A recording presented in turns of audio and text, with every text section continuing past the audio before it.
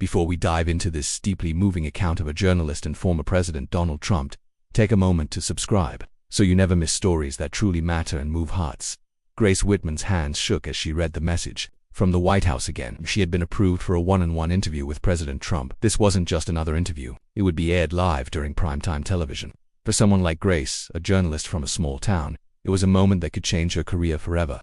Raised in rural Ohio, she was the daughter of a schoolteacher and a military veteran. Her father, John Wittmann, had always told her to speak honestly, no matter the cost. After his death, she carried his moral compass into every newsroom and interview. But this time, her assignment wasn't just political, it was personal. She wasn't just seeking headlines, she was searching for closure and maybe even some long-awaited answers. As she packed her equipment, her cameraman Alan Reyes peeked into her office. "You ready for this?" he asked. The president isn't known for taking it easy on reporters. Grace gave a small nod. "I'm not looking for easy, I'm looking for the truth.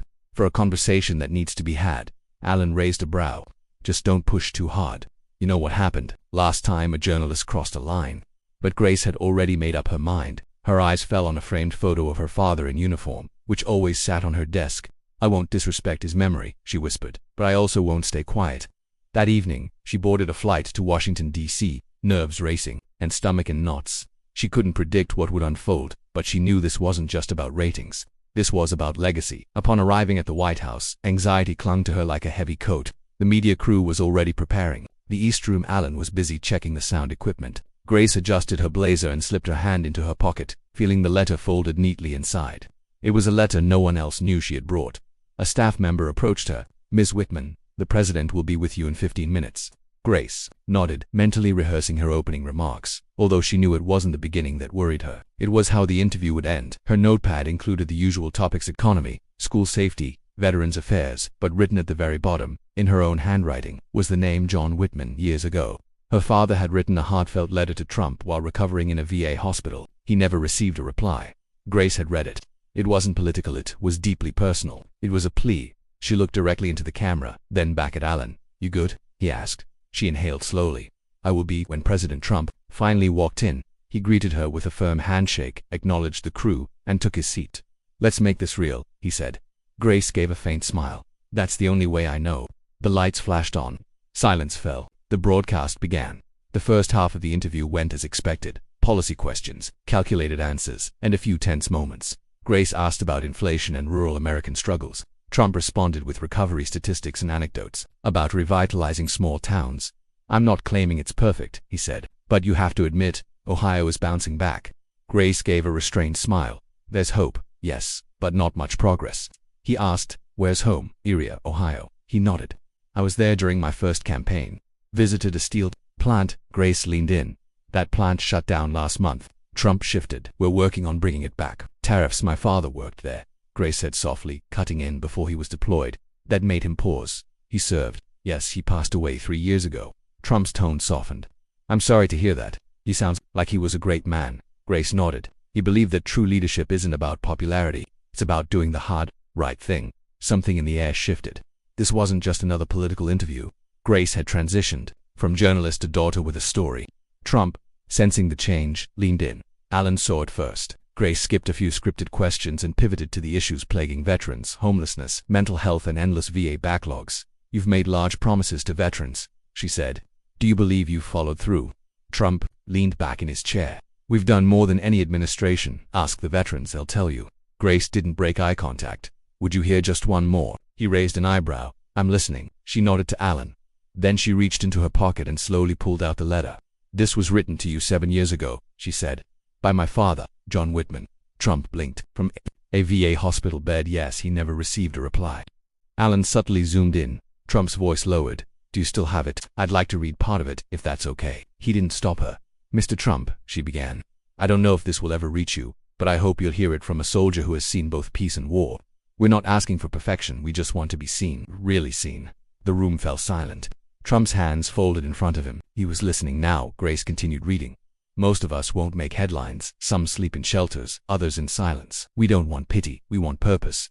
Please don't forget us once the cameras are off." She slowly placed the letter between them. "Did you ever see this?" she asked. Trump looked at it. "No, but I've seen others like it.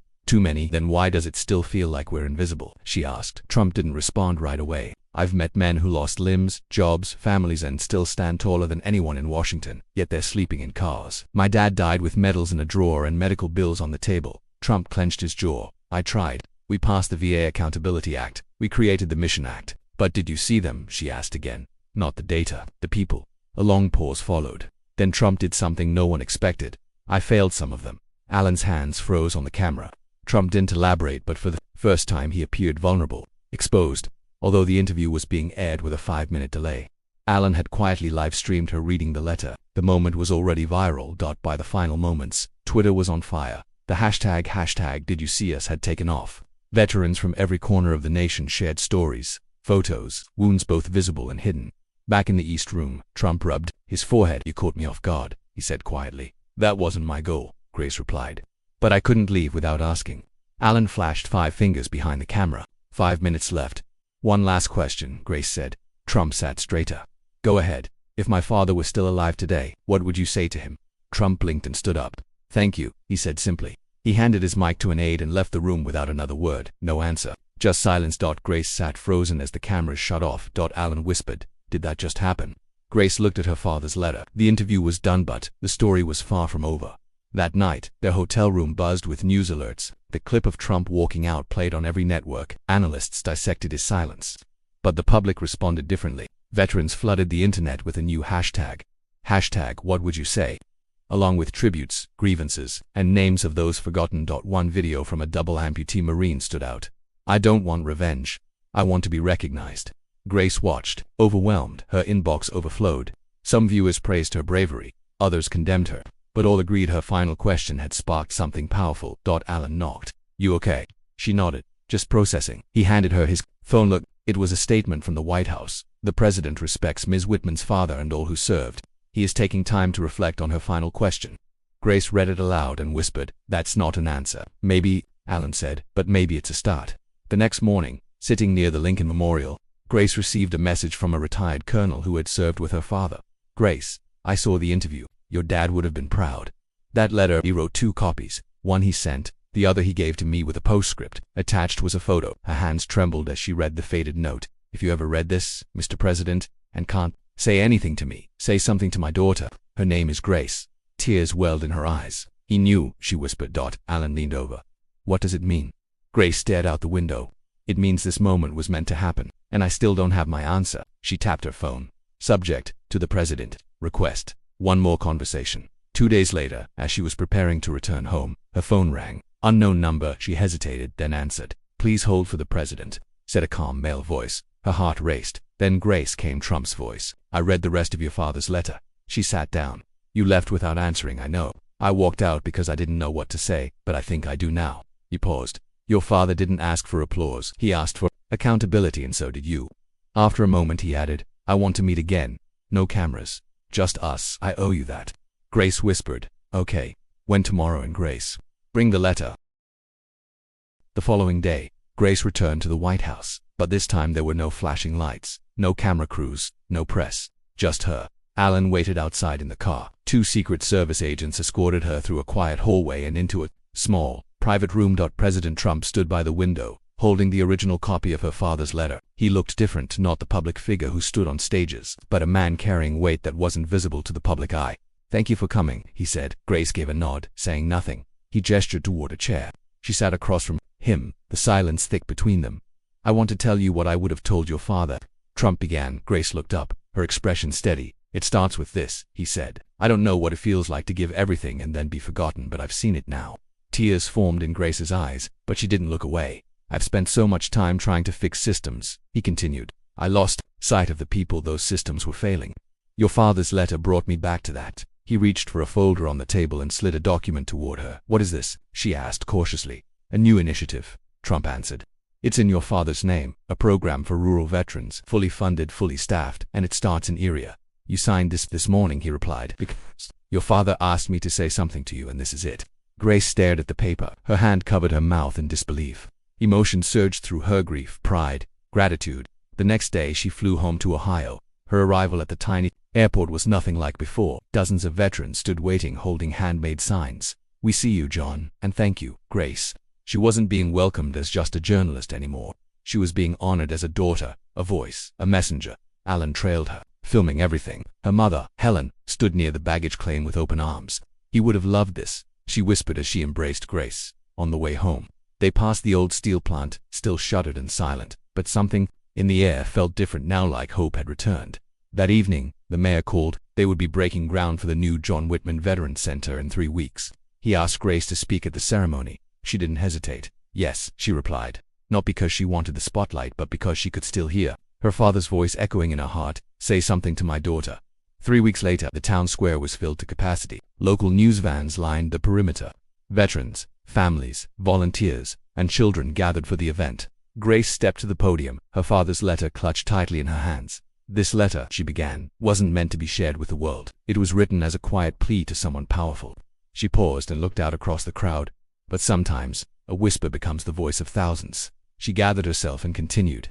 My father believed in silent strength and the power of truth. This center is more than brick and mortar. It's a promise that we see you, that we remember you. Applause erupted. At the very back, a man in a dark coat stood still, separate from the rest. He didn't approach the stage, didn't speak, but Grace noticed him. Donald Trump met her eyes, gave a slight nod, and quietly slipped away before anyone else could notice. After the ceremony, Grace was loading her things into Alan's car when an older man approached. He looked worn down, his coat was frayed, and he leaned on a cane. Ma'am, he said softly, I watched your interview. She turned to face him.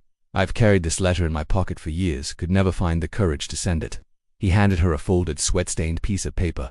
Maybe it's too late, but maybe it's time someone read it. Even if it's not the president. Grace took it with gentle hands. She looked up to thank him, but he was already gone. She unfolded the letter. It was raw, emotional, another unheard voice, another story that deserved to be told.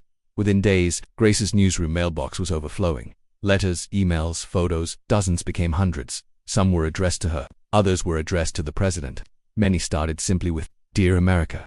Alan looked at the mountain of papers and said, You've become the mailbox of the forgotten. Grace gave a somber smile. Then maybe it's time someone started reading them. So she did. She created a small digital series called Letters from the Left Behind. Each post featured a veteran's story, told in their own words. It spread quickly. What started as a single post became a nationwide platform. The idea resonated. One voice, one story, one question could awaken an entire country. Then came one letter that struck her harder than the rest. It was from Martha Dudley, a 78-year-old widow from Arkansas. My husband died from cancer caused by exposure to burn pits overseas, she wrote. He begged the VA for help. They lost the paperwork. I followed up. They sent condolences. That was all. Her letter ended simply, I don't want money. I want acknowledgement. Can you help me be seen? Grace called her that night. Martha's voice was delicate but determined. He deserved better, she said. I just want the world to know. His name. What was his name? Grace asked. Private Samuel Dunley. The next morning, Grace published a piece titled Samuel Dunley Forgotten No More. It went viral within hours. Comments flooded in. Veterans and families across the country began sharing their own Samuel Dunleys quietly. With no big press release, the VA reopened Dunley's case. Within the week, Martha received a formal apology and full posthumous recognition. It didn't bring her husband back, but it brought tears to her eyes. She wrote one last letter to Grace. Thank you. I was seen. One night, while Grace was reviewing letters for her series, a sealed envelope was delivered by courier. There was no return address, just her name handwritten across the front. Inside was a short note, signed, Donald J. Trump. It read, Grace, I've read every name, every story. You've made me see what I hadn't before. We're expanding the John Wittmann Center to 6 more states. That's your father's legacy now. Keep doing what you're doing. Keep asking the hard questions. You woke up something in me I didn't realize had gone quiet. Grace sat in stillness. Tears rolled down her face, not for recognition, not for power, but for her father, for every forgotten soul now finally remembered. Months later, Grace was invited to speak at the National Journalism Forum in New York City. Her keynote address was titled The Power of One Question. Behind her, a massive screen showed clips from the Trump interview, her father's letter, and the movement that followed. This was never about creating controversy, she said. It was about bringing light to voices we've long ignored. And it all started with a single question, asked to the most powerful man in the country. The auditorium was silent. She closed with, Real journalism isn't about who shouts the loudest. It's about hearing what no one else is listening for and giving it a voice. Thunderous applause erupted.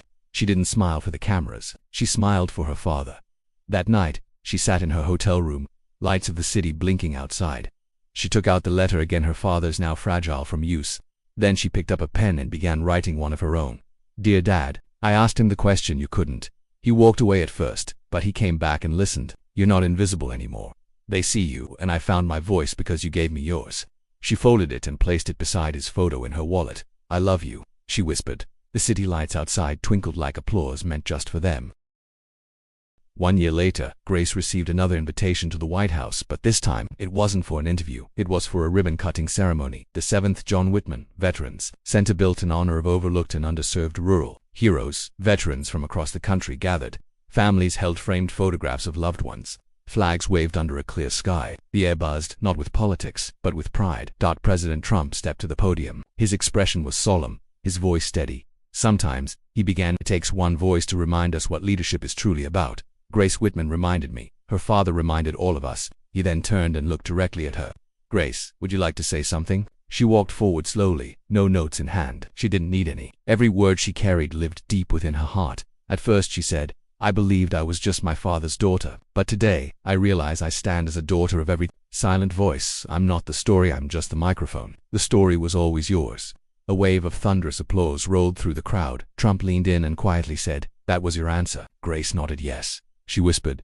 It was. Years passed. The John Wittmann Centers expanded into 12 states, transforming lives across rural America.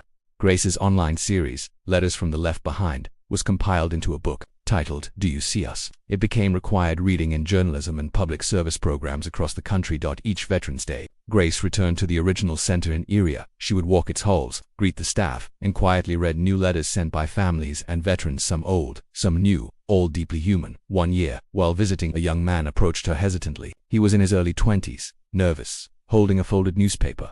My dad died in Iraq, he said. I never knew him, but when I read your father's letter, it made me feel like I did. Grace hugged him gently. No words were needed. Sometimes, she realized, history isn't changed by grand speeches or sweeping legislation. Sometimes, it's changed by a whisper read aloud by a daughter, sparked by a question, and answered by a man who once walked away. One voice. One letter. One final question. That changed everything.